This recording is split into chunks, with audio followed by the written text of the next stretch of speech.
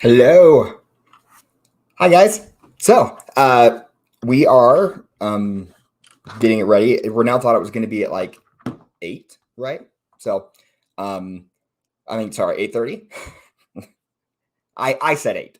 Anyway, point being, she will be here momentarily, but until then, I just figured we'd get on and test things, make sure we're good. So, and maybe get some pre-talk too. If you we're not going to start until 8:30. So if you got things to do, go do them. But we'll really get going then.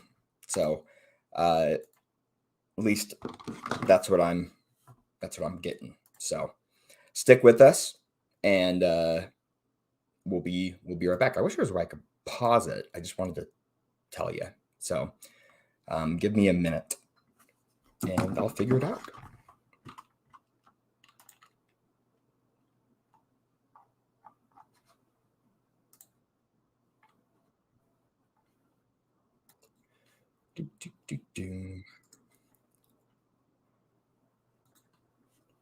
So if you're out there still, Jessica or anybody, can you hear this? I turned on some sound.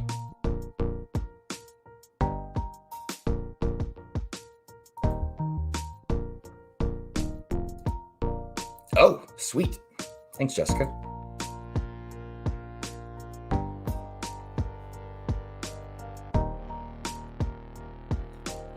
Maybe I'll put a banner up so I don't have to repeat myself. This is new stuff to me. Some of it, at least.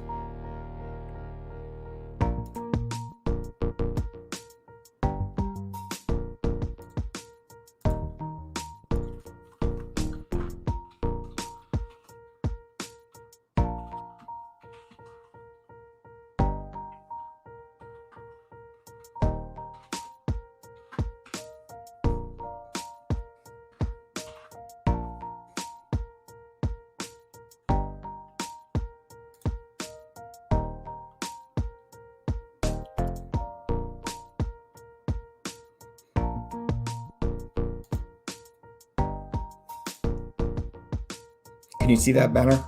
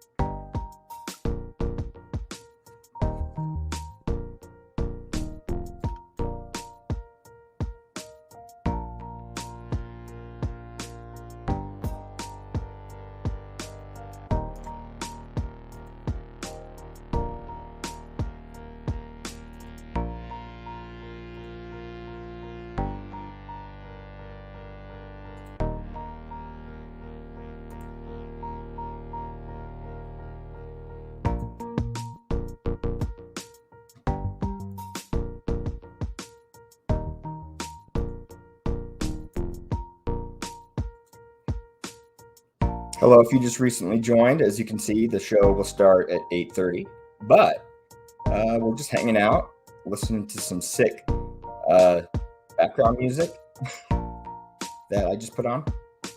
So now we'll be here in 15 minutes. We put on the bubble, so okay. Well, I Let's know, do it. man. Let's just do it. Makes it fun. Yeah, looking good. Looking good. Okay, let's do this.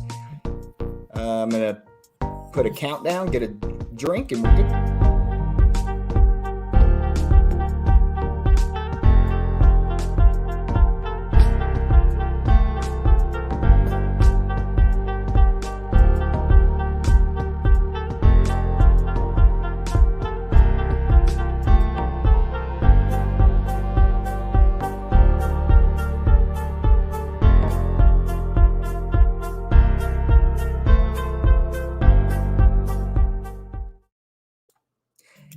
Hello.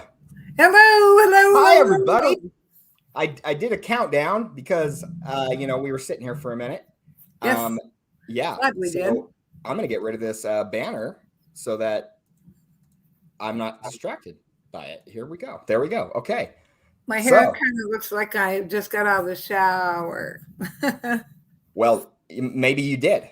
So you know what it is I once a week, and for any burn survivor, or my daughter will tell you my hair has gotten very healthy, I put olive oil in, and that one time a week to let it condition. So this is that night that I decided to let it get deep condition. And the reason I'm bringing this up is because of what we're going to be talking about a little bit about shame and guilt for sure. And then we're also going to be talking about last day events and preparedness for it. And I don't mean the typical kind where, it's food supply, and I'm talking emotional and spiritual preparedness. I'm also wanting people may die before that time, or know someone that's going to pass. And I think being spiritually prepared, and knowing a little bit about what's coming will make a big, big, big difference. And so tonight I kind of wanted to share one last piece of the puzzle for me on last day events. I think I brought it up once, but I really want to bring it up for people to get ready. We'll dive into that then. Your glasses are reflecting. Sorry about that. That's okay. It just looked like you had 4 or 6 eyes because of the reflection. So is that better? Yeah, that is. But yeah, I'm sorry you can't see that. It's a little blurry. Better that I don't see myself at this age. So let's get into that. I'm excited to be here tonight. I think we're this is an important topic in general, to get over regret and guilt. How I put it, Renelle, was how to deal with regret and guilt now for eternity. Yeah, because once you get it done here, though, Mike, then it prepares you for there. Yeah. And if we can only focus on now as far as what we can heal, right? We have to heal now. Now is the time for us to focus in on that and actually get to a better place so that we can be emotionally healthy as well. And now it's ideal. Prepared. Yeah. Say that again. Now it's ideal. I mean, we have to do it in this life. We can do it on the next, but I don't want to wait 2 eons. Yeah, and why live with the regret and the guilt when there's ways for us to be rid of that? So it's not simple. I know that. Well, it might be simple, but it's not easy. It is. It's a mind trip. Yeah. And I mean, when I say mind trip, it's because it trips you up. Yeah. Okay. You know, so you can move along and you think you're okay. And if you don't deal with that shame and that guilt, it can trip you up in that you do emotional displacement in another place, in another area of your life, and not realize you're doing that. What do you mean by emotional displacement?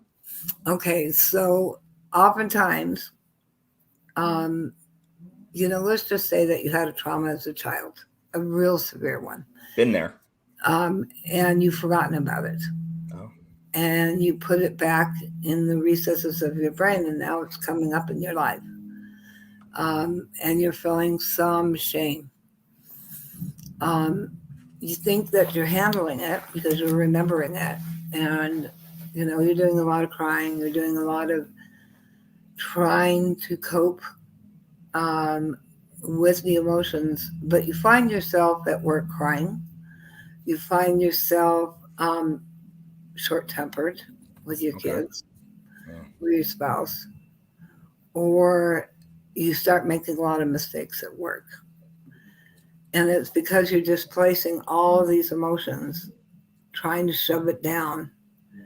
And what's happening is it's like a balloon in water. Have you ever taken a full balloon or a full raft and tried to sink it in the water?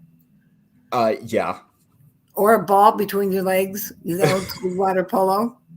Yeah, and well. you try to sit in it and sit on that ball, and no matter what, it's going to try to pop up. Yeah. Well, that's emotions. It's got to No matter what try to you keep do, putting it down, Yeah. Plugging the holes in the boat. Until you actually deflate it, let it come up out of the water, and look at it, really look at it, and say, oh, I see. It isn't today. Today is a new day. And this experience isn't happening right now. Although it can feel like it. It can. For real. So I can tell you that I can totally relate. Yeah. Logically, it doesn't make a lot of sense, but it feels like you're there. It feels like the time is, doesn't really exist. You're reacting that way. Yeah, like my immune system is worn down from the house fire. Yeah.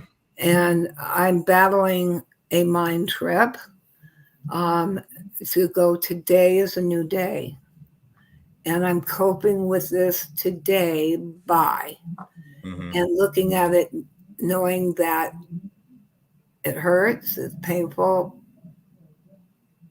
but I can tell you there's something really interesting in our lives. It's either two things.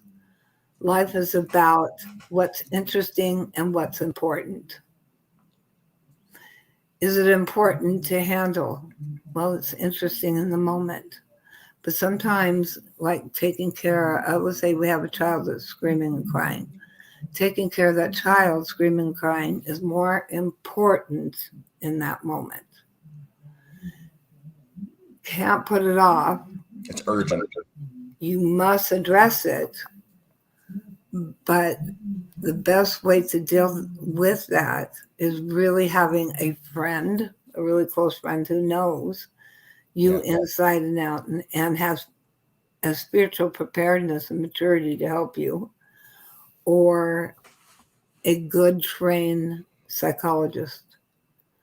And oftentimes we can become defensive after a while because of the hurt from that experience. Yeah. And so we put up these walls, or we hide.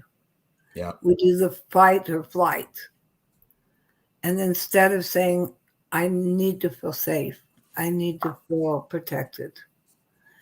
And in that moment, if you can look at that and go through a few exercises to help you to cope with that, for me, it's meditation and prayer. But I still have... Which are really close to the same thing. Right? Yeah. Different. Prayer is asking God. Meditation is receiving the answer. Good. Yeah. And getting quiet enough to receive the answer to the trauma. So I have come to learn with all the trauma I have been through, the only way to cope with it is through, not around, not under, not shoving it behind on the side, but going through. Yeah. Go through the emotion and release it, whatever that needs to look like. Whether for me, when I get angry and anxiety, I work and I pretend that it's that moment and I'm mad about this. And I look at why I'm mad about it. And I really punch into work. It motivates me to work a little harder. Or And see, it could be a sponge, bat. Or it could, for some people, it's going jogging. For some people, it's whatever helps you to really go deep, but at the same time releasing it. Okay. Now, for me, another way that I release is, sometimes I'll write on a piece of paper what I'm really angry about, and no, I don't burn it up. I literally tear it into tiny pieces. I'm letting it go. I'm releasing. Why that versus burning? Because it gives me the opportunity, just like, when you're plucking a daisy. Yeah. She loves me not. What you're doing is by tearing it up into tiny pieces, you are releasing it. I'm letting it go. I'm letting it go. I'm letting it go. I'm letting it go. There are some who do dangerous things like self-harm. And I do have some ways of coping with that as well. That doesn't cause the actual self-harm, but for the temporary moment at least, it gets you through the idea that it's close to what you're experiencing. Okay. And going through it. That's where self-hypnosis or going to a good therapist, hypnotherapist, both, helps you to release that. Using your subconscious mind, going back to the trauma without the pain, going through without going through, and then setting up certain trigger moments in your experience. Let's say I'm going to go through a door. So in the hypnotherapy, I'll say, you're going through a door. Now, from now on, every door you go through will be a new experience. Okay. And you can leave the other one behind. And so it sets the person up so that every time they handle a doorknob or open a car door or go through this door, or whatever it may be type of door, that they're releasing it every single time. Cool. And the trauma automatically becomes released without a ton of self-harm, without a lot of pain. It's a quick way of addressing it. Yeah. Well, that's really good.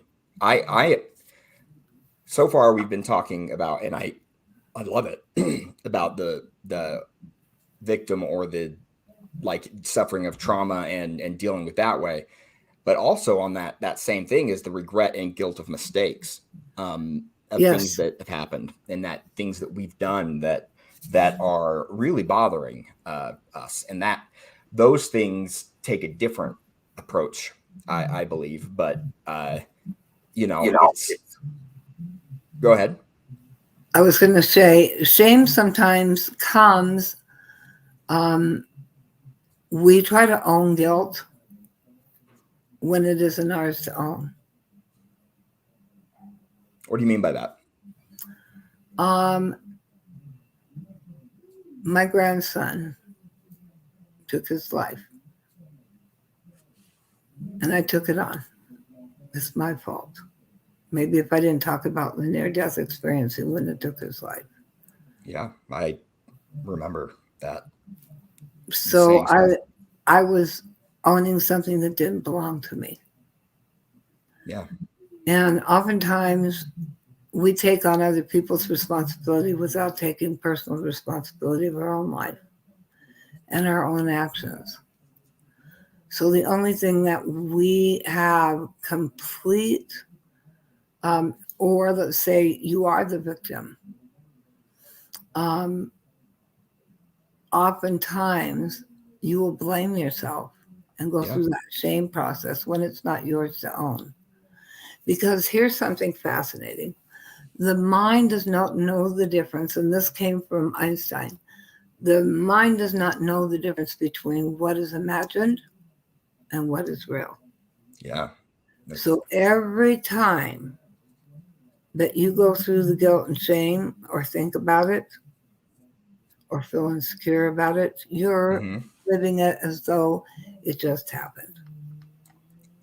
Or let's say your husband cheats on you, or your spouse, your female spouse, or your wife, cheats on you, and you're angry.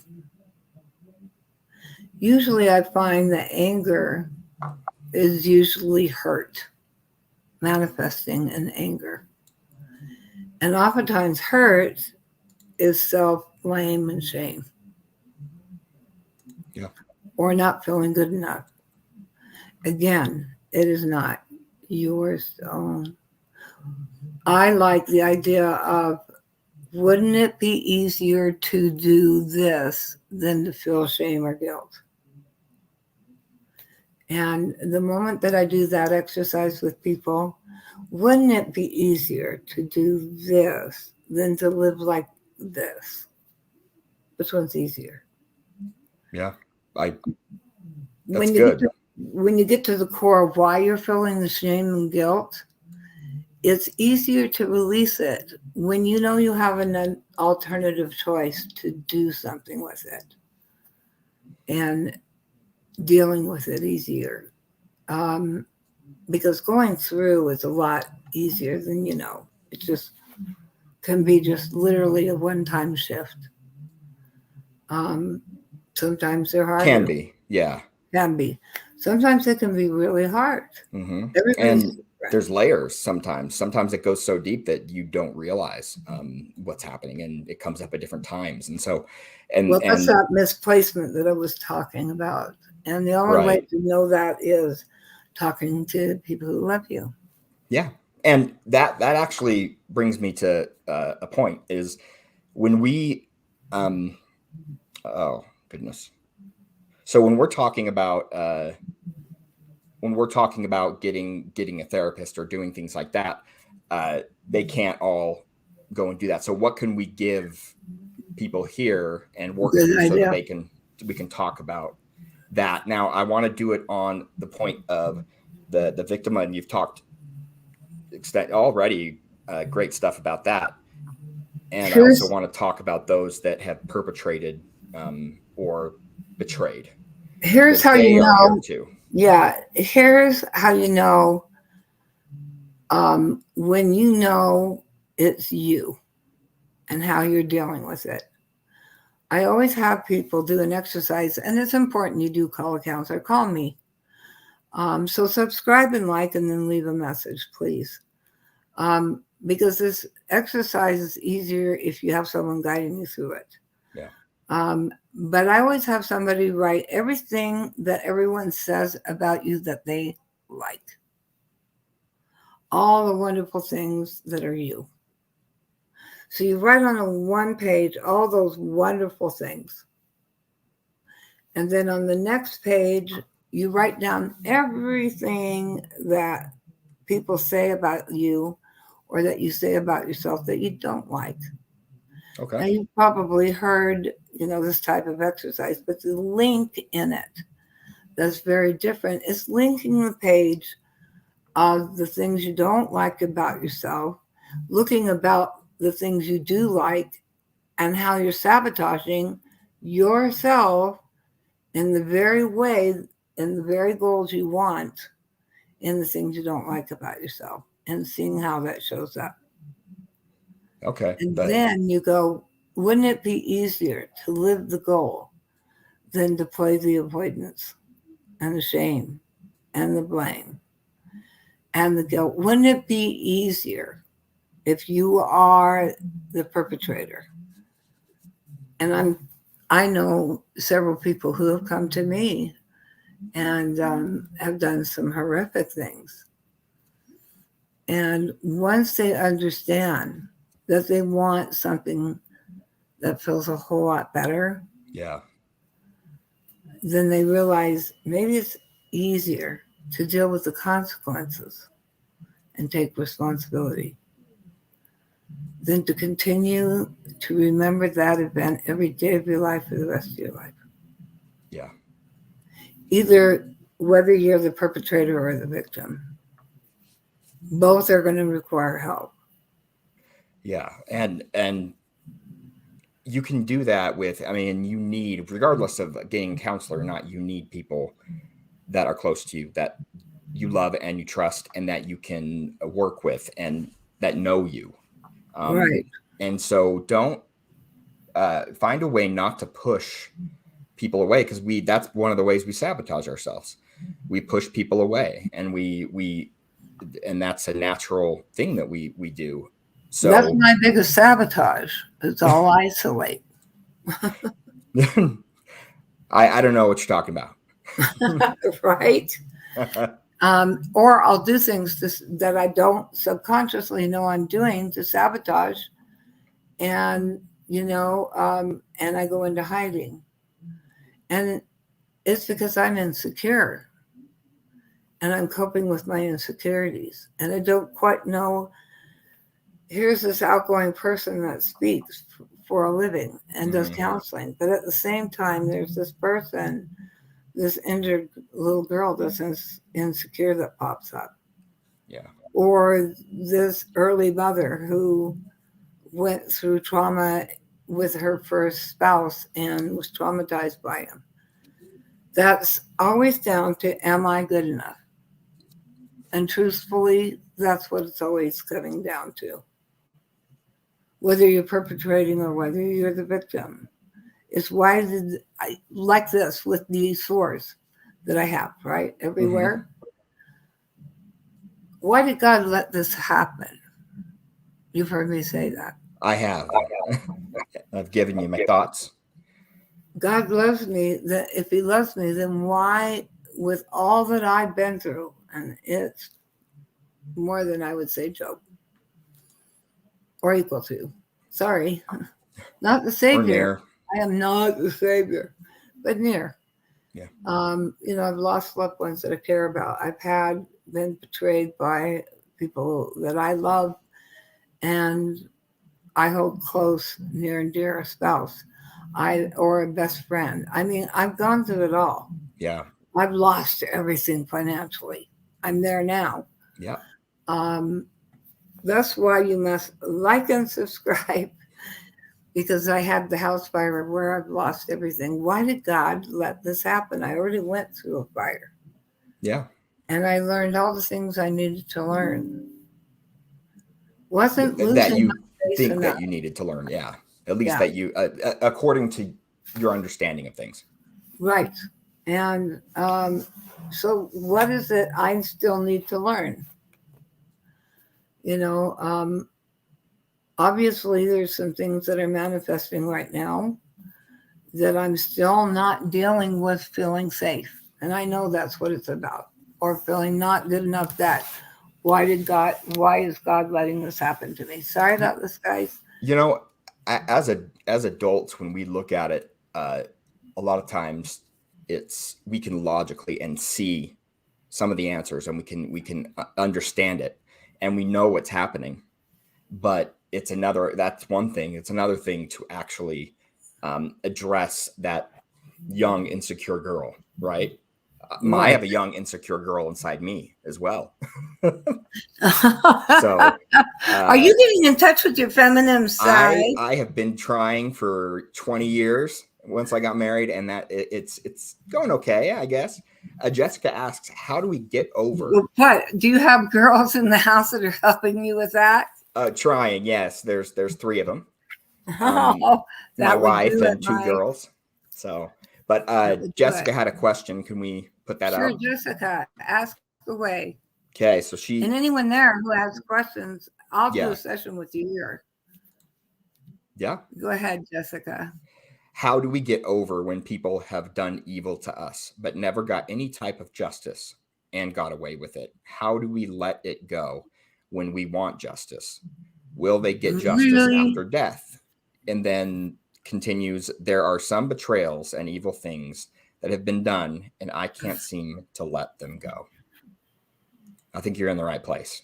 Go ahead. You're in the exact right place, because I've had a man who stole my life savings that caused this poverty. Everything. He stole everything from me. My attorney. I've had 2 spouses totally hurt me physically and emotionally. Yeah. And sexually. So the list can go on and on for me. I was raped as a child when I was 5 years old. And so how do I let that go? The man who hurt me as a 5-year-old child, the sooner you get a handle on it, the sooner you get over it. And if you keep trying at something, that means you're not putting it into action. It's like right now, Jessica, do you have a pen or paper around you? Or maybe you're right at the computer, right? yeah, she is. She would be. Okay. Pull up Are you notes. ready, Jessica? She says yes. Put that pen down. Now, Jessica, listen really carefully. I want you to try as hard as you can. I want you to do this with the fullest amount of emotion you can. I want you to really work hard at what I'm about to ask you. You ready? Jessica, pick up that pen, but try real hard.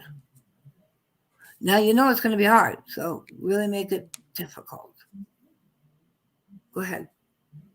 See how hard it is. So what's your input, Jessica?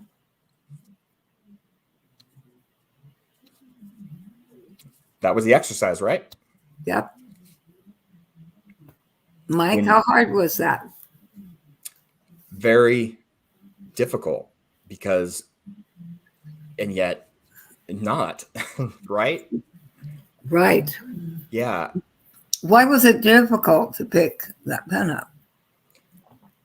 Once you put so much emotion and focus into something, and you are so dialed in and you have so much emotion about it, everything you do in regards to it becomes difficult, right? But you haven't taken action, right? Right. Yeah. Or possibly haven't taken action, or at least the right action. We're talking about the pen right now. Okay. We're talking about the pen right now. Just the pen. Okay. Okay. Okay. So you haven't taken action with the pen. You've tried really hard. You did everything you could. You've thought about it. You feel anger. You want to beat that pen up, right? But I'm asking you to simply pick it up. How hard is that to do? How hard is that, Mike? As far as the pen, it's easy. It's easy. She said that was easy to pick up. Okay. The most important thing was that you took action. And sometimes we can put so much emotion and think something is so hard to do, we overthink it. And I think that's true about most things in our lives. If you feel anger or you need to release, there's so many ways to do that. There's a place in St. George that I love, and I take my patients there, and it's called Bang It Up, and they have washer and dryers in there, and they have TVs, and they have dishes. I usually make the person write not only what they did on the plate, but the person's name. And then I do the same thing. Pick up the sledgehammer. Wait a minute, before you hit the plate, I want you to try really hard with all the anger you have. I want you to break that plate. And then they get to take it out on everything in that room. And see, every time you try to release it, you either do or you don't. The mind will accept what you've imagined as being real. So if you tell the mind, I am now releasing this, the mind and the body will quickly release it faster than you could possibly know. And so once you bang that plate and you see it shatter into tiny pieces, I always make sure that everybody bangs it to a level that it shattered into 1,000,000 pieces. And then I do a hypnotherapy session around it. Okay. Now that's just one exercise, but there are many ways to release it without all the pain and the suffering and the sorrow, because the brain does not know that difference between what you're imagining to release versus actually the moment that pain happened. Now for me, last night, I realized I still need to turn a new leaf. Why do we say turn a new leaf, Mike? That is a good question. I don't know where you're going with it. When you say I'm going to turn a new leaf, what does that mean? Well, I guess it would mean, now I think about it, it's just the changing of the season, the changing of the leaves. Like Well, the how old do you one know goes it's away going and the to new change? one comes.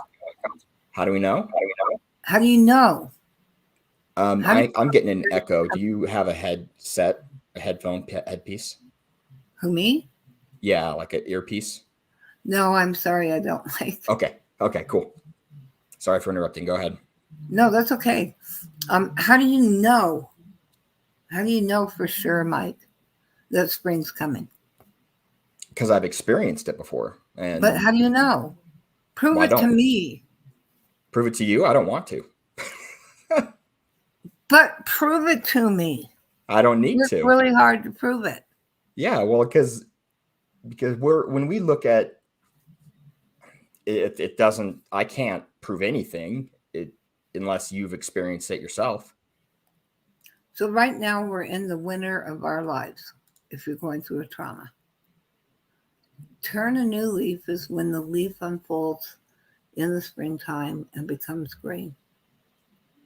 So we're creating a brand new leaf. We're starting out fresh. All the dead leaves have fallen, and we have to shake that tree to get it to fall. We may think it's really difficult to do, but really, when you realize that a tree lives through the winter and that freezing sub-zero temperature every night and still turns a new leaf, that's a miracle. And there's nothing you have to prove to me that it's going to happen, right? But that tree is going to turn a new leaf. When we're up in the mountains and we see an evergreen, it is going to have brand new needles on that tree, right? Yeah, unless it's dying. Did it make it through the winter? Yeah. We're talking about the majority of the time. Yeah. Did it make it through the winter? It did. But what if I let a beetle get into the tree? What'll happen? It'll slowly die. Yeah. Right. That's why it's important to get yourself emotionally and spiritually prepared.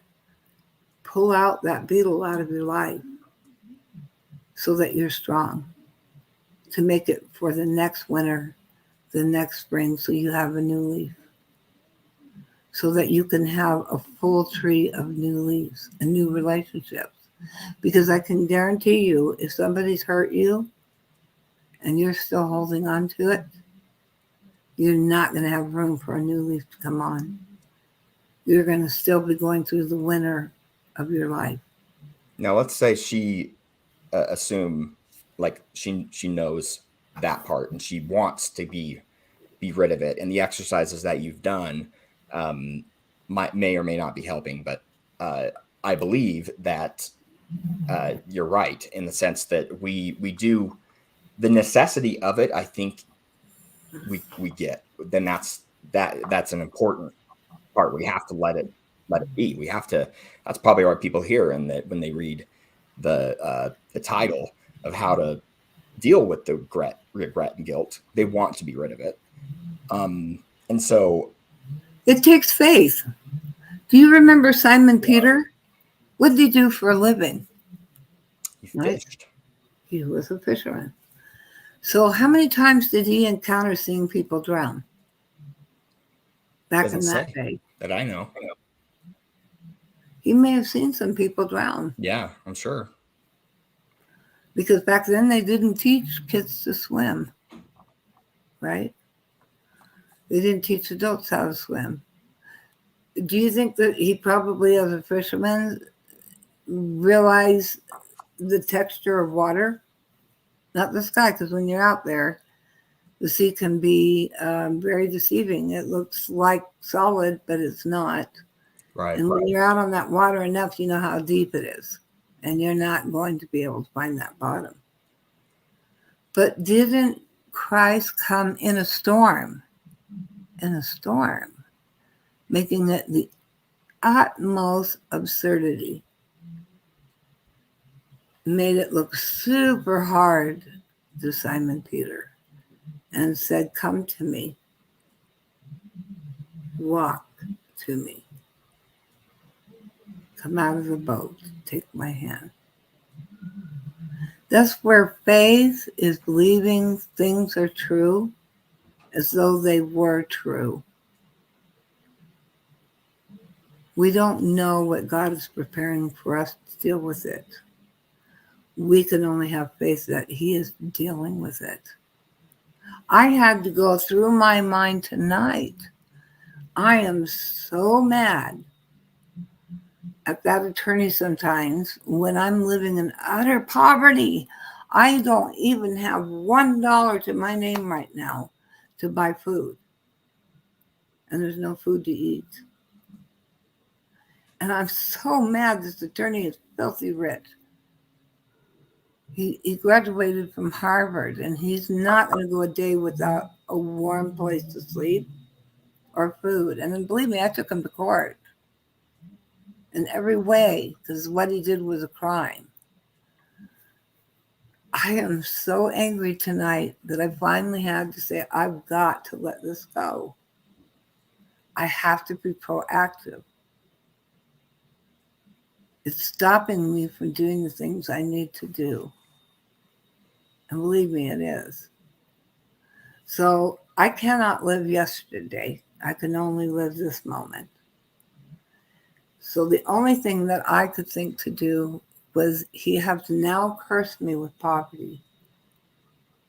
Father, you know what's going to take an equal portion to what I'm going through. You know what he needs to learn from the loss I have gone through. Help him to become a better person. And help me to let it go. Reverse the curse. Pray for them that despitefully use you. Reverse the curse. Now, does it mean you can't be mad about it? Yeah, you can be mad about it. You can. But don't let it sabotage you by using some of your insecurities. You know that list about those things? I can swear to you on a stack of Bibles that those things you don't like about yourself are stopping you from the things that are wonderful and incredibly you. So let's actually take a stop for a second and look at. So you say we can feel angry about it, but then you have the to process let it of go. yeah. So basically you're saying that anger will come back at different times, right? Right. But handle it Momentarily, and you handle it immediately as soon as you feel the anger and the injustice. Don't sit and sulk and insult her and, oh, I'm so mad. I wish this upon that person. Oh, because what are you doing? You're reliving it. Jessica says, being mad about things I can't let go is making me sick, and I do not want to be angry anymore. Let me say this, Jessica. Then what you need to do is Okay, go ahead. something that allows you to release that anger. Jessica, what are some of the things that you love to do? Just tell me one right now. Tell me one.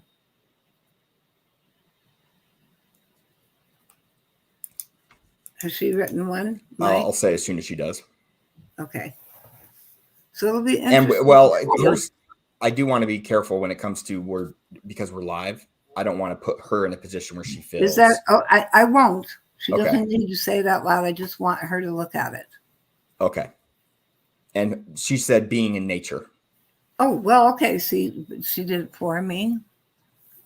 So what I used to do to get over a lot of my anger, because it all came at one time, is I used to go for hikes in the mountain during the springtime. And I would put my feet in the stream. And I would let the water wash all the stress away. And then I would pretend I was Bambi, and I'd find the meadow. And I'd go, the meadow! And so in that meadow, I'd go, please, I'm giving it to you because you made it through the winter out in this freezing cold temperature. And I'm talking aspens because I love aspens. If you can do that, then Christ can do this for me. Take it from me. Take it from me right now. I realize I may have to do this hike every day.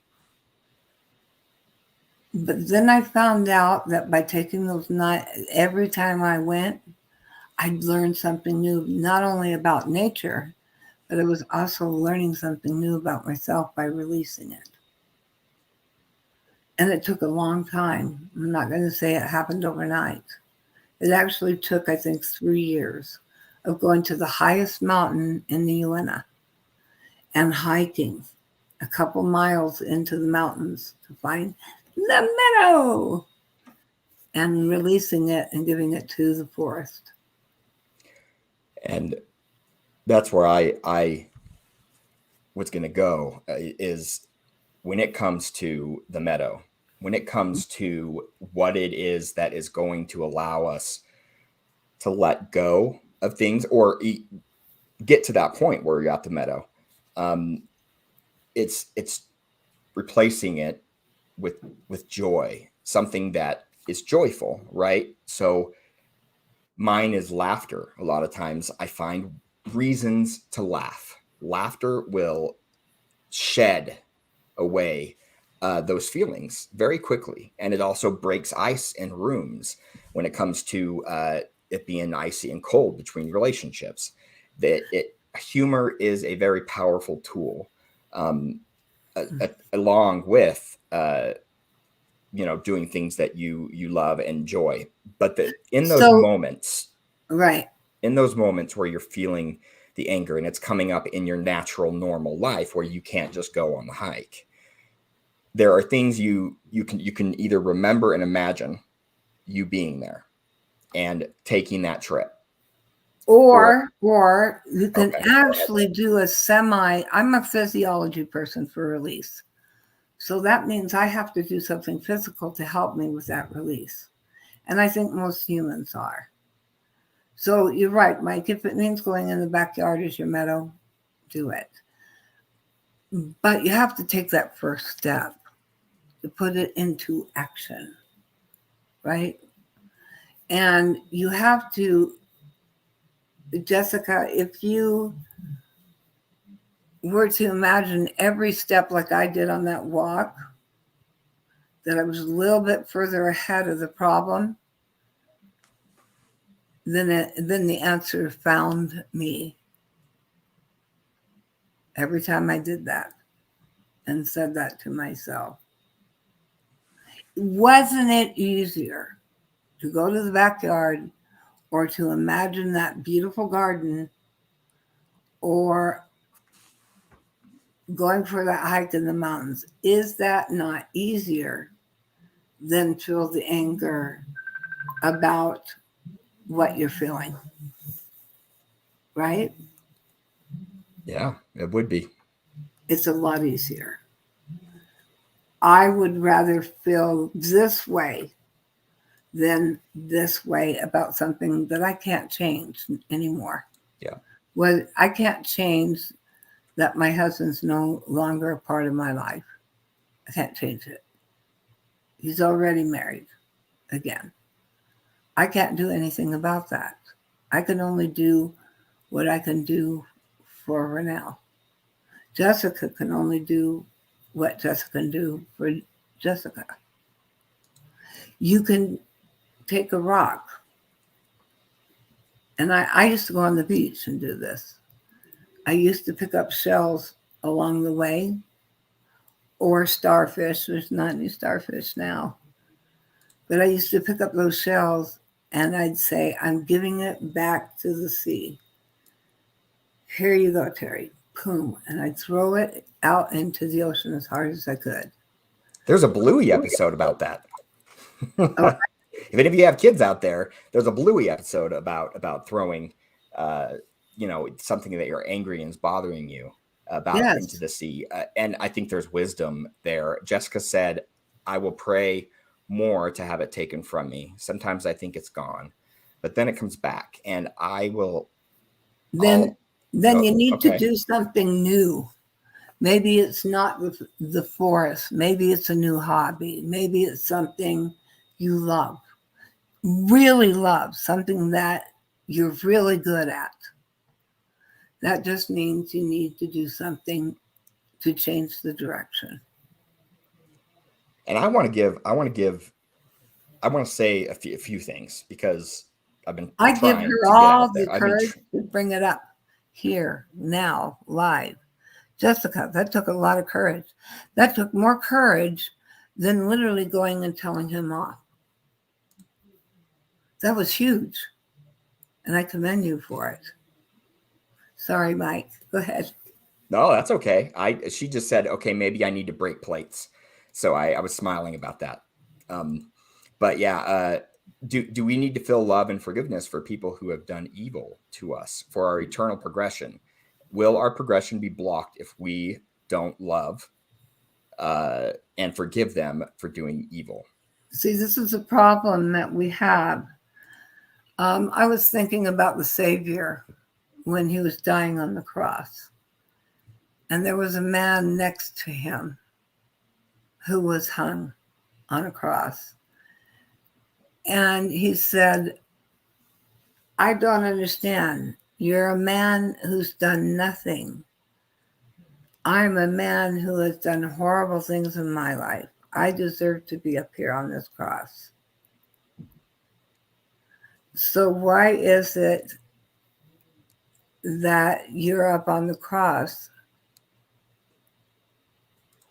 I can only hope there's a reason. And what did he say? It was Barabbas. Yeah. But what did he say to him? He said that he will see him in paradise, right? This day I shall see you in paradise, and I will embrace you. Did you think that the Savior judged that individual? No. Yeah, not in the way that we would naturally judge. I think oftentimes that somehow we think we either need to put ourselves up on the cross or that we need to put that person on the cross to have justice. And I promise you it doesn't work.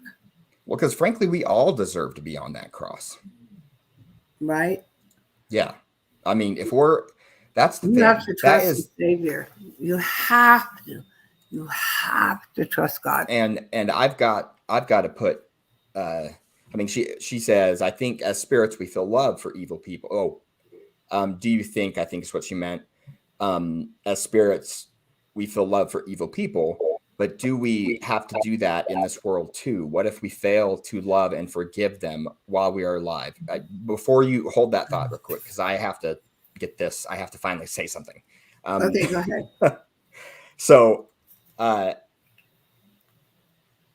when we look at this, the whole thing I was trying to say with now for eternity is that when we are looking at this and take a step back, and you're actually doing it already, Jessica, as far as you're looking at it from an eternal perspective. When you're looking at something from an eternal perspective, or when you're looking at it and seeing the fact that we aren't just here in this life, we knew everybody. We knew people back before. When we move over to the other side, on this end, right? When we pass and we die, things will come back and they will start to remember that, and they will realize, and this is them, they will realize the awful position that they were in. They were part of our family, and they were there with us, and they knew us, and yet they did things and became something different when they were here. Well, at least they did things that showed that they were different. So they'll realize all of this, and it will be an awful thing. But then they'll also realize that, and it won't come instantly, maybe. I don't know how long it will be, but I do. When you're ready, go ahead, Mike. Yeah. So when that point comes, then they can actually let it go the same way that you can. See, you are that person too, Jessica. We all are. We all are the people that were there. Yeah. Yes. We all are that person. Some of us have done things that are treacherous and bad, worse than others, but that's a human thing, is to weigh what bad thing that we do is worse than another. Now there is levels, clearly, but the point is that without the Savior dying on that cross, he gives us permission. He gives us permission to let those things go and put it on him. And that is the beauty of mercy and his grace. And that is the beauty of the fact that we do deserve to be on that cross. We will, but we also are the same people that will be able to let go and be able to progress as we go into eternity with some of these people, because Christ did that for us. So there are practical things that you must work out when it comes to the anger, and that's what generally we've been talking about, and Renell's really gone over in this episode so far. I just wanted to get that larger picture, because there is hope there. There is something to. There's always hope. And when you look at yourself and you can say, I've made mistakes, I've messed up, I am that person too, to somebody. I'm not saying, again, levels, but there are. Do you believe, Mike, that God and the Savior, that there is justice? Yes, absolutely. Are you sure? Yeah. Well, then, do you believe? Well, sure, in the sense that I have faith and believe that that's the case. Yes. Do you believe that mercy serves justice? Oh, you cut out. So, do you believe that mercy serves justice? Now, wherever you were going with that, I'll answer at least.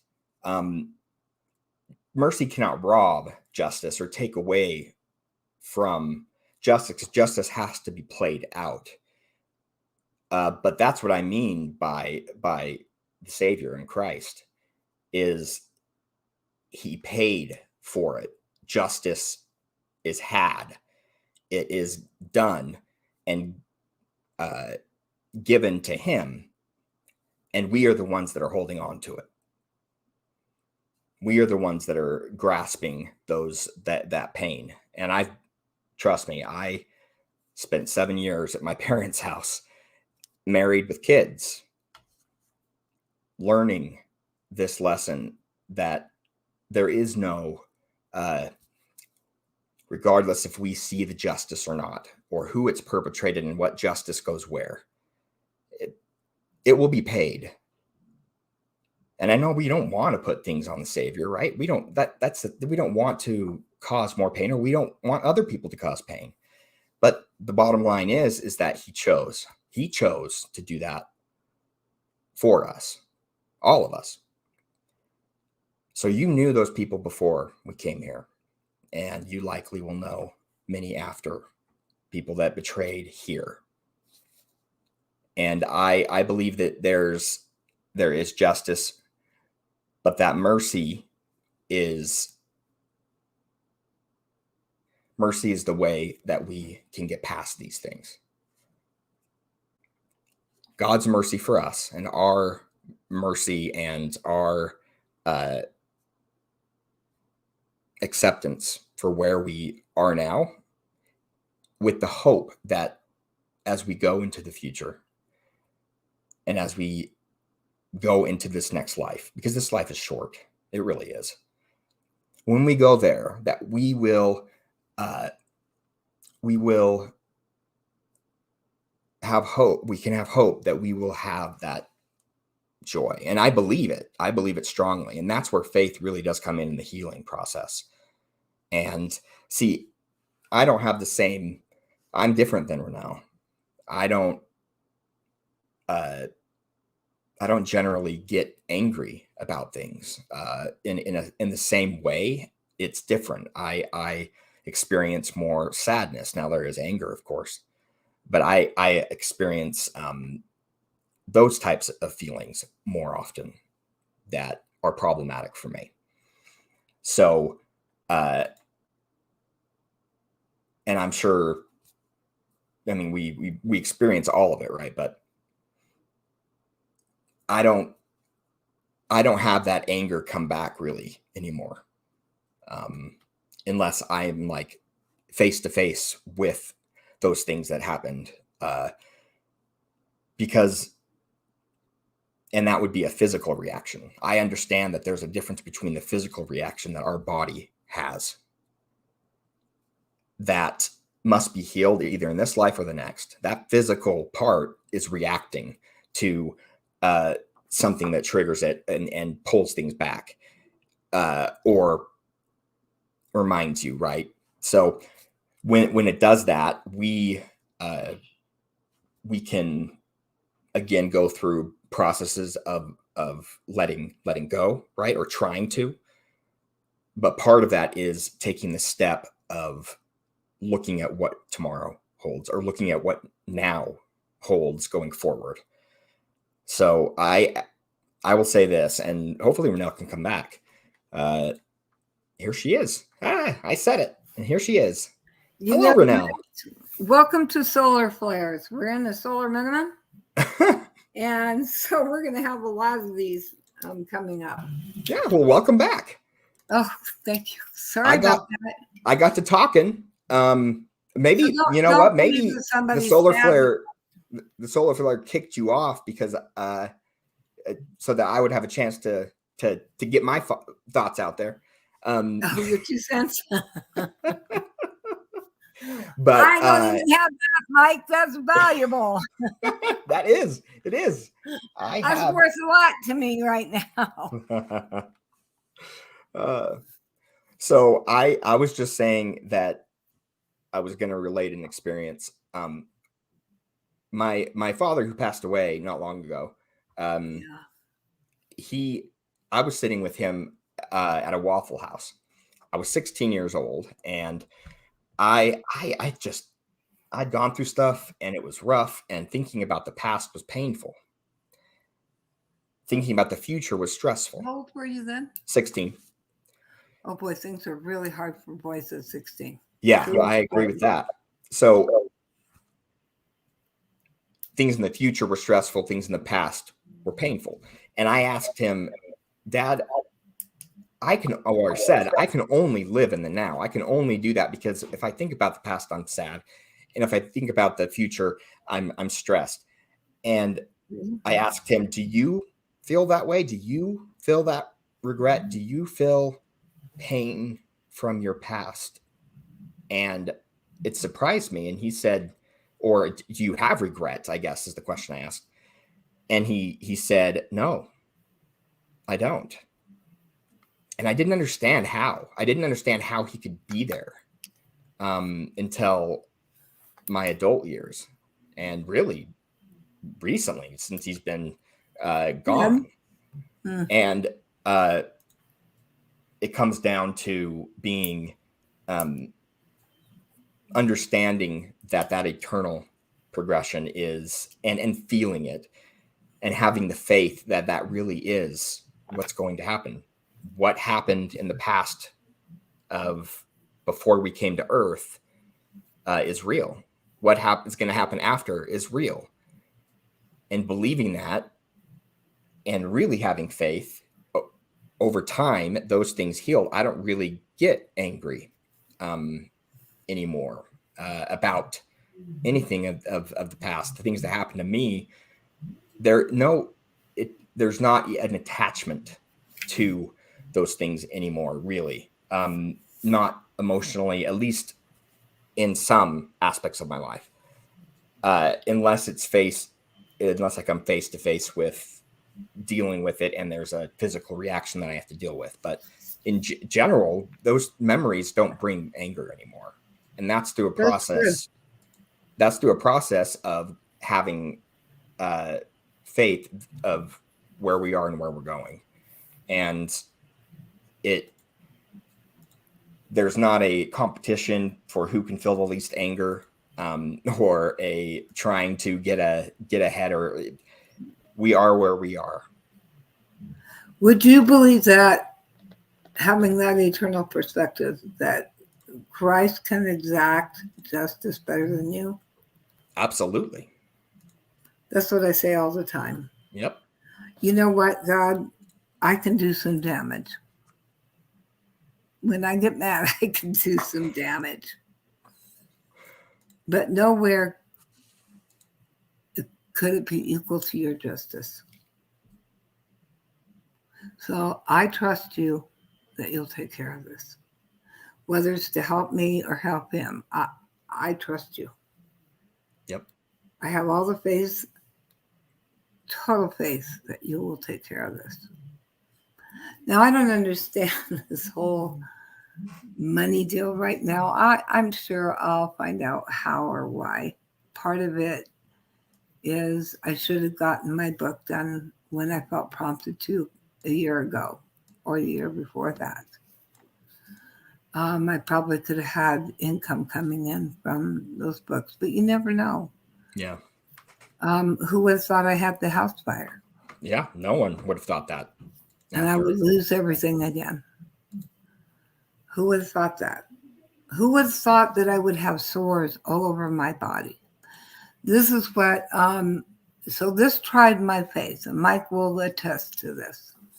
In fact, he asked me not to, he had gotten an answer from Father in Heaven, or just felt inspired for me not to focus on it, right?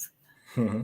But when I get hyper-focused, I can really get hyper-focused. Yeah. And no, I don't have autism. Just saying. Nor am I on that spectrum. Although ADHD, I hear, is on the spectrum, and that I do have. And that's where my hyper-focus comes from. The reason that I say that is, if you knew everything, like I think about my grandson, if he knew everything, would he do what he had done? Would things be different if he knew everything? I would say yes. It would always be different for everyone. Right? So would it be different for me to focus on all the sores? Was that going to help make it better? No, but I was No. obsessed in finding an answer, wasn't I? Yeah. Yeah, you were. So I obsessed on it to a level that I can't even tell you. I trusted the doctors. And I can honestly tell you, as of this week, I have seen 23 doctors for these sores. And nobody has the answer. But I did pray something, and it came to pass. And it was so simple, Jessica, it's like picking up that pen. Or Mickey, changing your life the way you have, which is massive. Finally, I had something that happened that changed my life. I finally got just a gentle, still, small voice that said, pray for the elements to fight against the sores you have. Huh? Pray for the elements that they'll have the answer to my sores.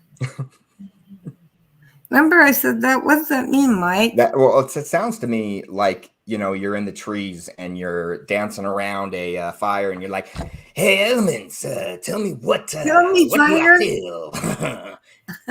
Get these sores off me. That's what I imagine when you say it.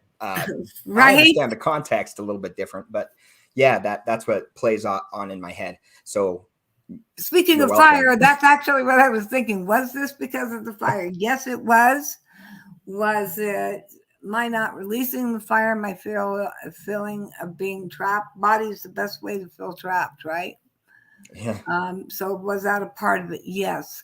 Was a bigger answer in the elements? Yes, much bigger. So God already knew my pain. He already now had the healing tools. Once I realized that about the house fire, Mike, that I am trapped in this body and that's what it's about. I'm trapped in this. I'm trapped in this body that has, and the same was true with God. I'm trapped feeling like I don't have the answer to why the fire happened again. Right? Or why did I have sores on top of scars? That's hard. That's a tough stuff. But the answer came this week after trying all kinds of medications and seeing all kinds of doctors and logically doing the things that I thought made sense logically. That's where we get into trouble. The intuition. Yes. Go ahead, Mike. No, that's how we get into trouble is our brain. I was just pointing at it because our logic side often robs our intuition and our spiritual side of answers and solutions. So yeah. So I had to believe that there was an element that could change, right? The healing process of this. First, I thought of ultraviolet light. And I remember you thinking that. Right. And my daughter brought infrared because it is going to be the healing tool for the future. And so I tried that. It didn't work. And I went, what am I not getting? I mean, it helped. It helped my autoimmune, but it didn't get rid of the sores. So what am I still doing wrong with this answer? Okay. What's another element? And suddenly it dawned on me, oh, I've tried the light part, but I don't feel that's the end of it. I don't think it's infrared, but it has something to do with light. Because I know the healing tools of the future are going to be in light and frequency. Mike, it was frequency. So basically, I have the original machine from what's his name? Royal Life. the Rife machine that does frequency. And that's all about different levels of megahertz helping to heal or to destroy or to rebuild. And so I looked up what I needed to for it, put the frequency on. My bang, bada bang, the next morning it started to heal. Yeah. I called you up, didn't I? You did. Said I had a miracle. Not only that, my daughter called because she wanted to see where the dog, was peeing around the house. Oh, well, that's... So, those ultra, I'm trying to see if I can find it right here because it's here somewhere. Hold on. Oh, my son must have come and picked it up. He must have come in the room and wanted to play with the toy. It's just one of those infrared, or not infrared lights. It's that one that helps you see pee in a room. Okay. What do they call those? Like a night light? Yeah, I don't know, but I know what you're talking about. Yeah. So guess what? The end of the healing that needed help with the tissue was in that flashlight. So I used it on my arm, and I want to show you something, Mike, that's going to shock you. Okay. I hope it does. Oh. Take a look at that. Are you kidding me? Now, Mike, how bad was this? There were sores everywhere, all over, all down your arm. All down my arm. Right? A week ago. So bad they were body to body. That's insane. Now this one still has some that are healing. Yeah. You can see them. But that's way better than they were. Is this this is the one that was really bad. Yeah. Is this a huge difference? The huge difference. For me, it was huge. That you had open sores. Yeah, now I do have one on my wrist on this side because the skin was more tender. So Royal Rife, if you want to know the frequencies, you can find them on your computer. But there's going to be an event coming where either one or two things are going to happen. Both of them have to do with the computer, Mike. Okay. We're going to have a shutdown for a very long time where the grid is going to be attacked either by China or Russia. But more importantly, we're going to, in my humble opinion, from things that I know about the future, we are going to not have the computer to rely on. Now, you can have it in the computer and use a solar panel probably, but the Earth is going to have a major shift. And I would strongly suggest that you look up Suspicious Observer and look at the math and look at the science. The wealthy, the elite know about this already. There's a reason they're going to be burnt to a stubble, those that are wicked versus those that aren't. Because the answer has to come inside your heart. You'll know because you'll have that feeling come over you as to exactly like the doggone light or the frequency, the Lord is going to direct you in the major shift, polar shift that's going to happen. In other words, the United States is going to be the North Pole because it's going to shift like that, a quarter turn. It's not going to be a whoop upside down thing. It'll be just a quarter turn. And then it'll stay that way for another 12,000 years. So those places that are tropical, if you're in the center part, which is usually about where Denver is right now, toward the equator, you're going to be okay. Like in Texas, you'll be okay because it's closer to the equator, but not right on the equator. You're going to have that quarter turn. You'll know where to go only because the Lord will direct you and he'll tell you exactly where. Sean, a dear friend of mine who lives just outside of Denver, had a dream and he told me about it, that there was this large tidal wave after a great deal of earthquakes would come across the land.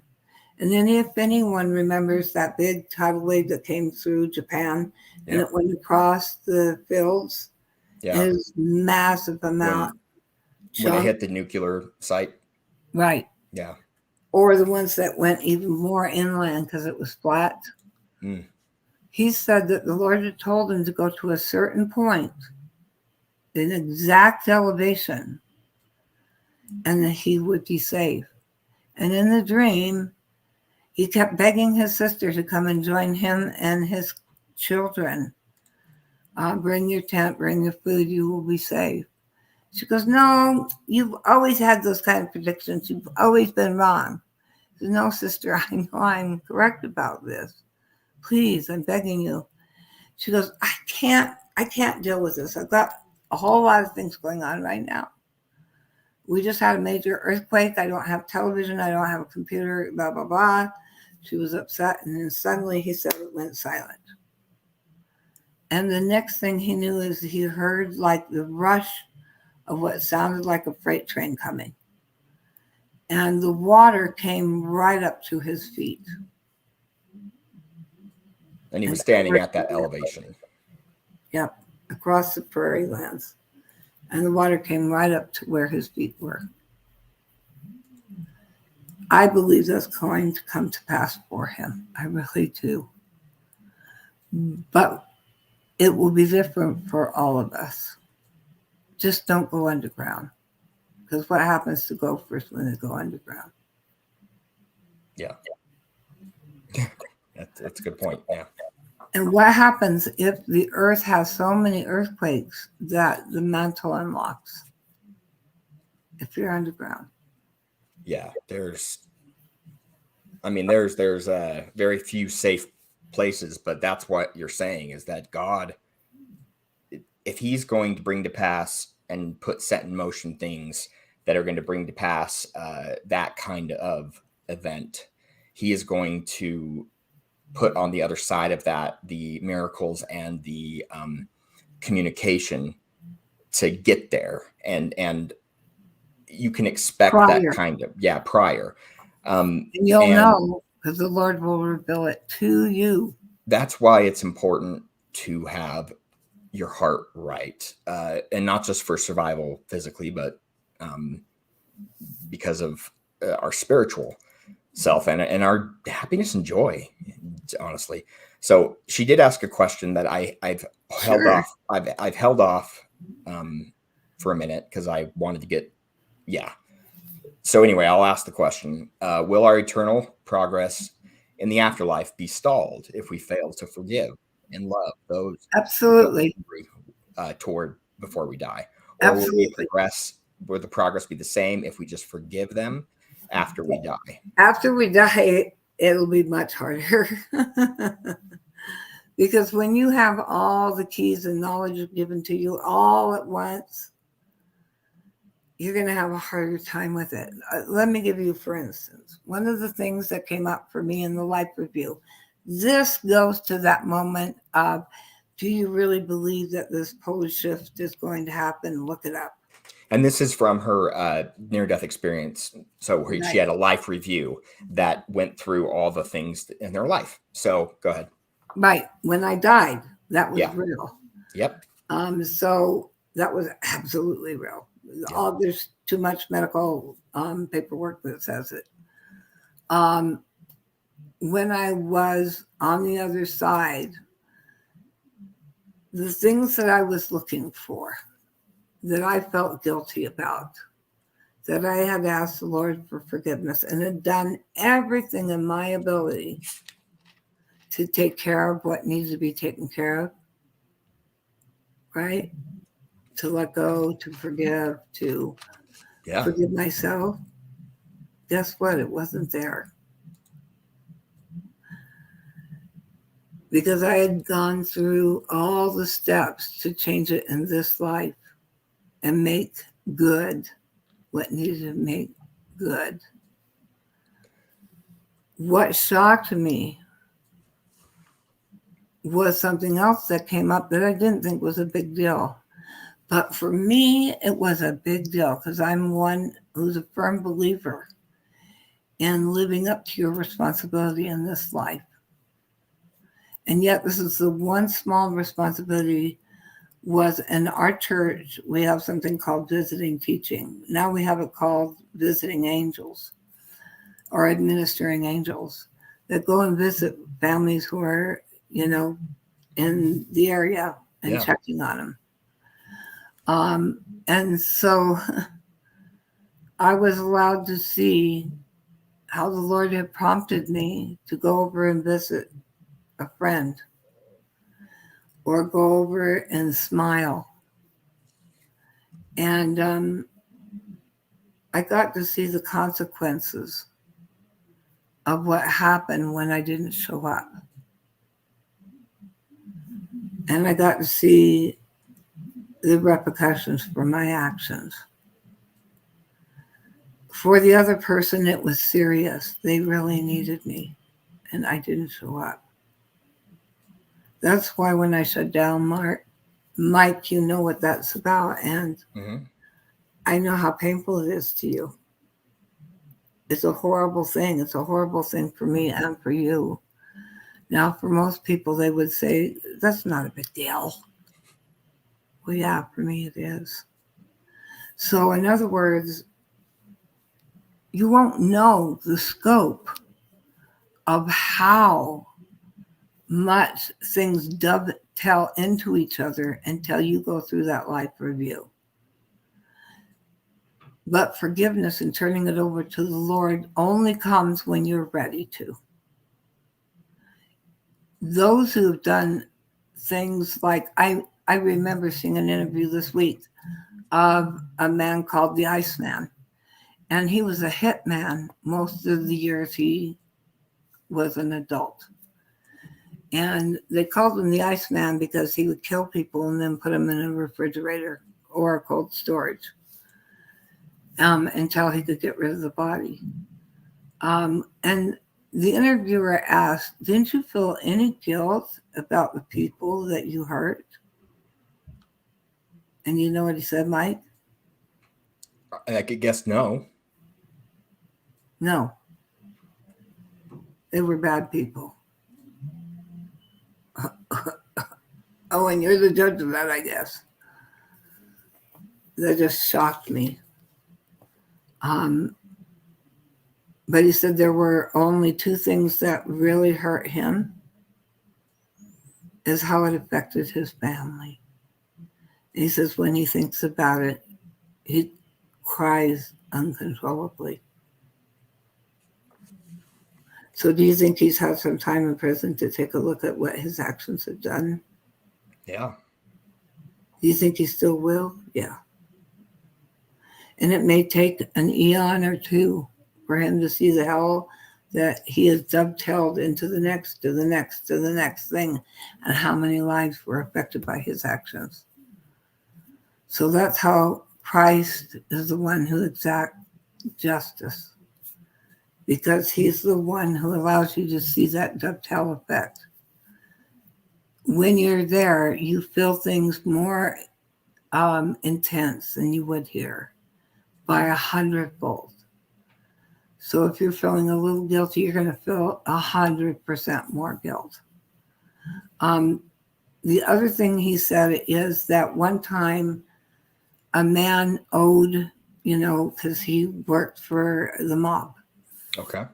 And so he was told to go kill this man, owed him money, and either he pay up or he was going to be killed. He said a lot of people were killed that way.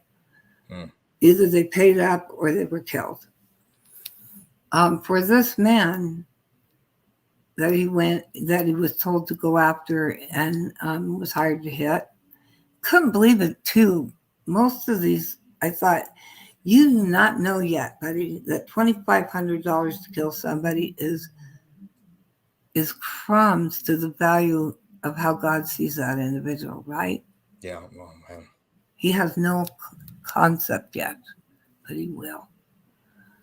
That is justice.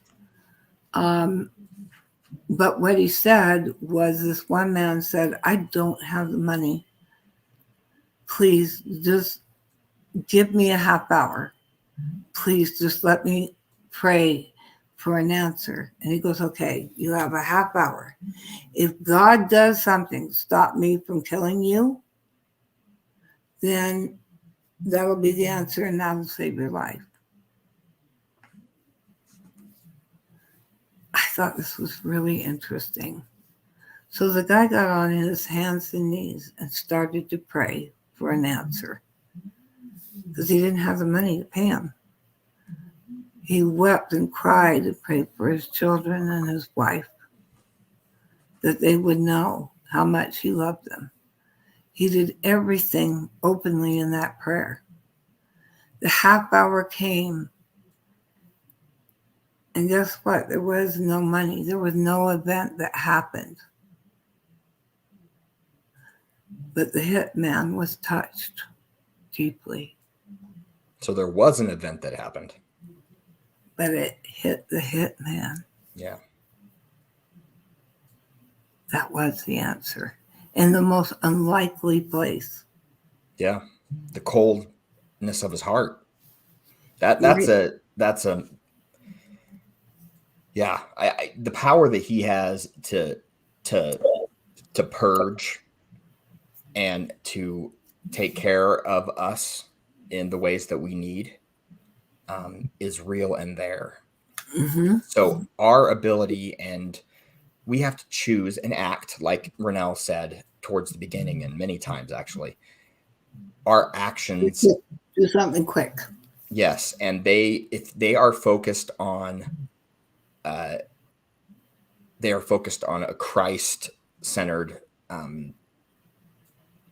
Christ-centered forward path. You can know that you're going in the right direction. You're not going to instantly feel forgiveness. Like for me, it took many, many years before I didn't feel anger, right, about some things. But I don't anymore because of Christ. And he is the power, and because he took it on himself. And he took on our pains as well as the justice side of things. But Renelle's right. We have to accept his power. We have to. If we don't have faith in Christ, there's nothing left for us to hope for. Yeah. So go ahead. I've seen Muslims and I've seen Christians, and Christians have a faster way with coping with charity, kindness, forgiveness that Muslims do not, or Jews. At least majoritively speaking, as far as individuals, it can be different. Yeah, each person's different. I'll give you that. But I'll tell you what, I see Christians blessed. I don't know it. So they have what they call the fear of God. And that's how they live their lives. That if they're not obedient, then they have to worry about justice through the fear of God coming on top of them. But I would hope to think that I wouldn't have to go through fear to have it change me. I would hope that my change would come in a way that was perfect for me, that would be my choice, my agency, and my efforts to change it. And then knowing that Christ makes up that difference that I can't make up. You see, they don't have that flex point. Yeah. Because we're not perfect. We're not going to make it all up. And I don't need to fear that God's going to kill me because I can't make up that difference. Yeah. But I know that Christ does. That point of Jessica, that anger, believe that Christ will make up that difference. It's not about not feeling the anger. It's about making up the difference, believing he'll make up the difference. Yeah. And it doesn't get to be the way you see it. Yeah. Only Christ knows the difference. Yeah. Just like that poor man that was kneeling and praying. He had no idea that the hitman himself would be the answer. Because he knew this hitman. Hundreds of people were killed by this man. And he even said that. That the killing for him was nothing. It was just business, which just totally shocks me. Yeah. But the one thing that touched him was prayer. Something that simple. The love for his family. You have to love something greater than yourself. Yep. You must love something greater than yourself. Because if you hold on to it, it's selfishness. And trying to find that answer without God's help is selfish. You must turn to God. And if you have to trust in his timing sometimes. Right. It may not be tomorrow. Look how long I have these sores, Mike, since October. Yep. It was a constant progression of getting worse. Yeah. So, I mean, his timing. Who would have thought listening to a sound going, wee, would change it? But it did. Well, who would have thought that laughter can melt a heart? Right? Yeah, and you can feel that when you laugh about, it helps let go. And so there's many, yeah. So, or walking in the forest and going, yeah, the meadow, yes, the meadow. Yeah, I'm a firm believer that God has given us those mechanisms to be able to help us and as a mercy to us. So Jessica asked, can you explain the eternal spiritual reason why people are allowed to do evil to those who are trying to live morally and do the right things in life? I like that question. I like that too. Do you believe, Jessica, that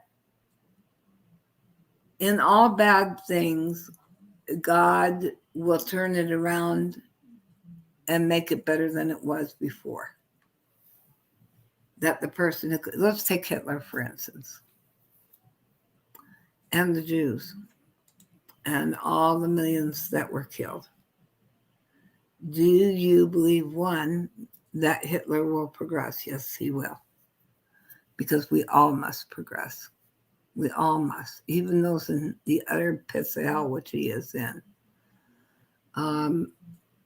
But the question that I'm asking you is, what, Mike? What do you think I'm asking her? Do you believe that evil person? Okay. What? Do you believe that evil person has a reason for doing what they're doing? Yeah. And then I ask you another question. I said, do you believe that bad things that happen in your life can cause a greater good to happen? Case in point, the Savior himself.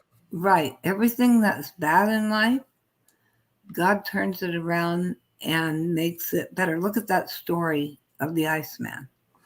And that story alone is going to change a lot of people's thoughts, life, and heart.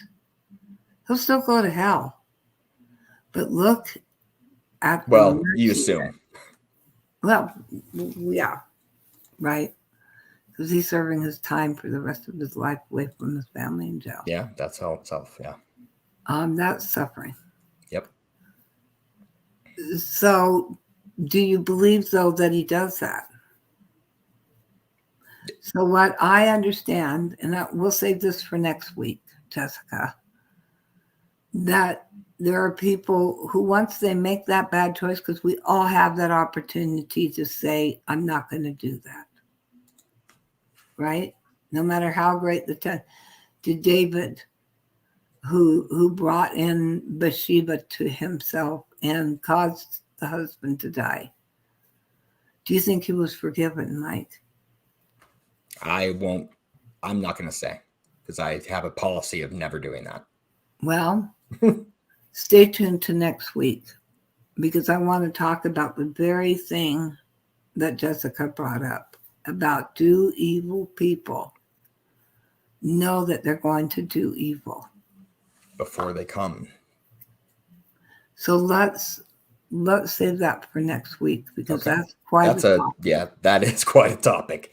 I have And it is thoughts. I incredible. have so just to put out, she did write more. Why is evil and trauma allowed to happen all the time? Does evil happening to us have anything to do with eternal progression? What Absolutely. the point of seemingly pointless trauma that happens to us?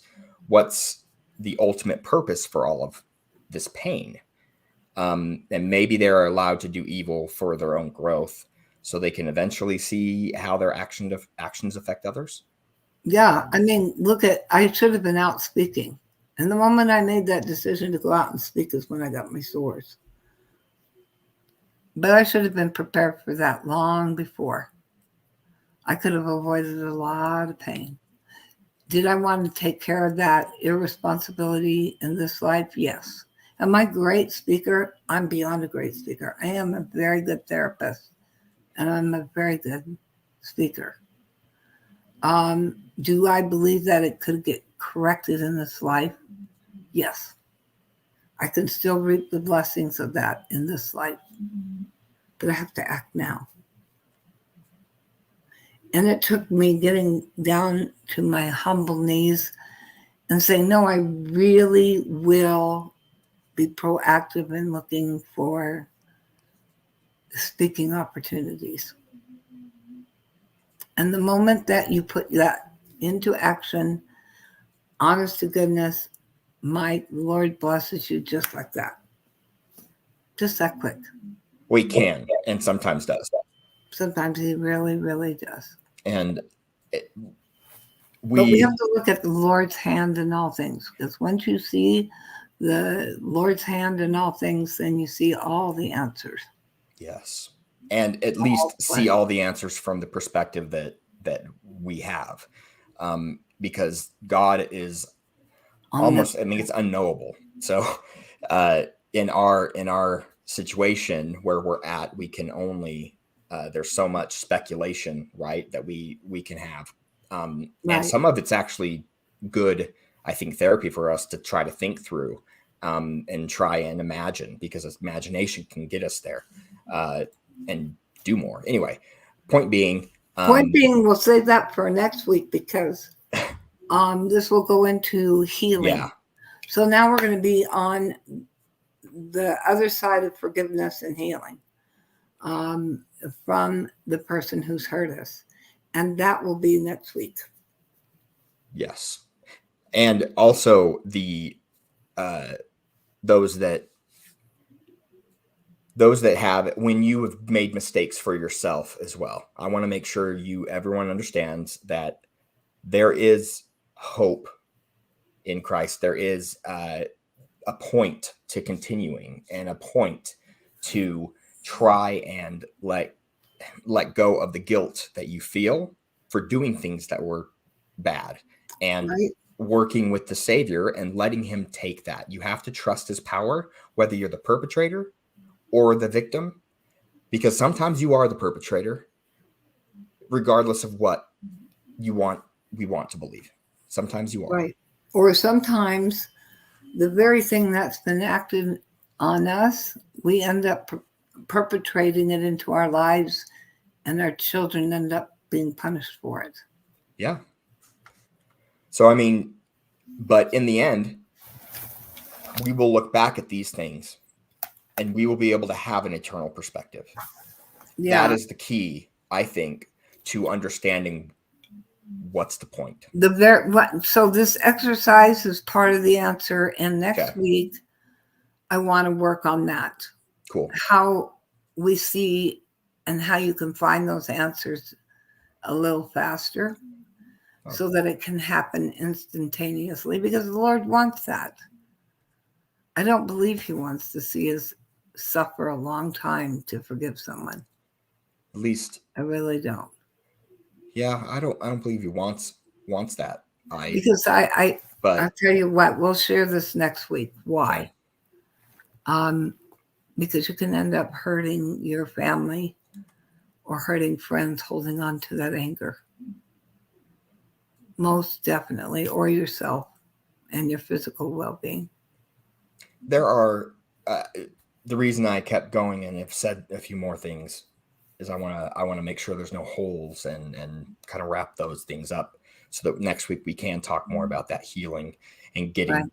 past after that point. But I'm excited because there's so many tools and so Yeah. many ways to do that.